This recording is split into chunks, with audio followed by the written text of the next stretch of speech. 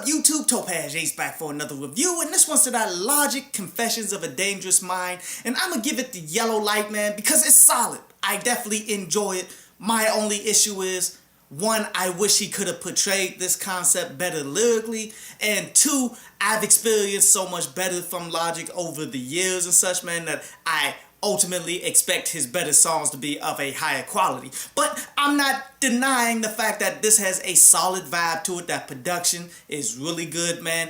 His flow, which is what Logic is synonymous with at this point in his career, man. Like, his flow is cool. He's not going as in as other projects, but yet it works.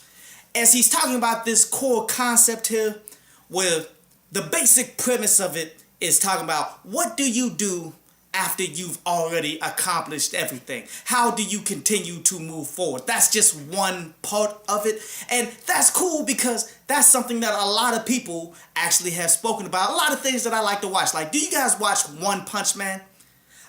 In that show, there's one character that has reached the highest level of strength that there will ever be, but yet he's so strong that he's bored. He basically just goes through and sees all of these enemies and all of this stuff, man. All of these people who are trying to destroy the world and look like they're about to, and crushes them with one punch. So therefore, he's no longer interested in fighting and doing these things. That is all but one element of what he's talking about on this, where, you know, he's talking about where do you go when you succeed as much as he succeeded, when you got all of this money, where he's balling out, quote unquote, as he's putting it, man. When you reach the point where you don't have to lift a finger, do you still lift them up to point the middle fingers at your enemies? Like, that's what he's saying. I'm paraphrasing that right there. And we'll talk about that. This is why you choose whatever it is you want to do. It has to be an absolute passion. It has to be something that you would do regardless of if you was balling out because of it, if you had money, or whether you was broke and down bad. Would you still be doing this? Like, that's why you choose that in the beginning. Whatever it is you're really passionate about, once you get to a certain level of success and all of that, you're going to continue to do it because it's what you want to do. This is why individuals like Timbaland, when you see him do master classes, when you see him do like behind the scenes production and all that, he's always having a phenomenal time while doing his beats. See, a lot of producers look at beat making as though it was like a complete job, something that they're just there, make some beats, make some money, keep it pushing to do whatever it is they want to do so they can provide for whatever living. While Timbaland, he's just in the studio having a party with himself, just enjoying making these productions and making the best things that he can do because it's what he loves. And that's why you have to choose wisely which path you're going to go in the beginning. But then the other aspect of this concept is when he starts to give us the pitfalls of being an artist, where the pitfalls is, one, you're not having no privacy. Two, you're going to hear criticism all the time, whether it's good or bad. He's calling individual critics like myself hyenas that's just going to eat up whatever it is that he puts out there. No matter if the song was good or bad, he looks at it like you didn't even recognize that this song came from the heart, and it means something like that to him, not so much the quality of it. And also how there's like a forced competition between him and the likes of Drake and Kendrick Lamar and all of them, where people are overtly saying, especially on Twitter, that he'll never become as good as they are. He's way too old to even try to get close to that. And this leads him to drug use and a depression. And then he tops it off talking about being somewhat suicidal. And I don't find that like lyrical or anything like that. If he is feeling this way, then he definitely needs to get help.